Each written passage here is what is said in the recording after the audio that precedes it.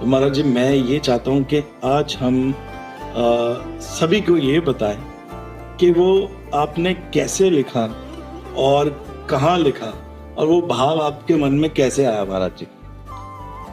तो वृंदावन रसामृत जो प्यारो वृंदावन भाव है वो लिखा गया था 15 अप्रैल 2023 में गांधी धाम कच्छ गुजरात में। वहाँ मेरी कथा होनी थी। कथा का जो टाइटल था वो वृंदावन रसामृत ही था। तो पहले दिन कथा का मैं सोच रहा था कि आज कुछ नया करें, जब मंच पर जाएं, स्टेज पर जाएं तो हृदय कमल सो प्रगट हो।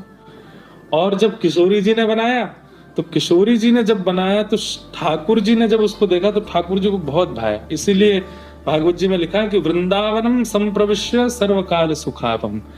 ठाकुर जी गोकुल गए, नंदगांव गए, गोवर्धन गए, सब जगह बहुत प्रसन्न थे, पर वृंदावन आकर के तो प्रसन्नता में नृत्य करने लगे। क्यों? क्योंकि किशोरी जी ने बनाया। तो श्यामा हृदय कमल सो प्रगटो और श्याम हृदय को भाए वृंदावन प्यारो रंगा। तो ये इसकी फर्स्ट लाइन हो जाए जी। तो मन में सबसे पहला ख्याल आया, हमारे ब्रज के रसिक संत हैं श्री भगवत रसिक देव जी। उन्होंने एक पंक्ति में 7 निधियों का नाम लिखा था। प्रथम दरस गोविंद रूप के प्राण प्यारे, दूजे मदन मोहन सनातन किए और धारे, तीजे गोपीनाथ मधु हस कंठ लगाए जी, चौथे राधा रमण गोपाल भट्ट लड़ाए। ऐसे करके उनका पूरा 7 निधियों का ये पद मेरे सामने आया जी।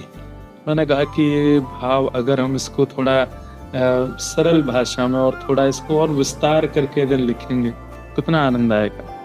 जो बजाय जी। तो ब्रज में सबसे पहला आकर्षण बिहारी जी, तो उनके लिए इतना सुंदर शब्द पता नहीं कहाँ से आया। भुवन चतुर्दश 14 भुवन है, स्वर्ग से लेकर के पाताल तक, बीच में पृथ्वी है। तो भुवन चतुर्दश की सुंदरता निधिवन करत बिहार। और फिर हरिदासियों में गाया ही जाता है, श्यामा प्यारी कुंज प्यारी जय जय श्री हरिदास दुलारी। तो उसी का ले लिया, श्यामा प्यारी कुंज बिहारी जय जय श्री हरिदास वृंदावन प्यार। तो अब लास्ट में मन में आया, बगल के कक्ष में श्री लाल जी बैठे हैं, वही लिखवा। बिल्कुल बिल्कुल ना, मैंने कहा ये शब्द मानव के नहीं हो सकते, ये शब्द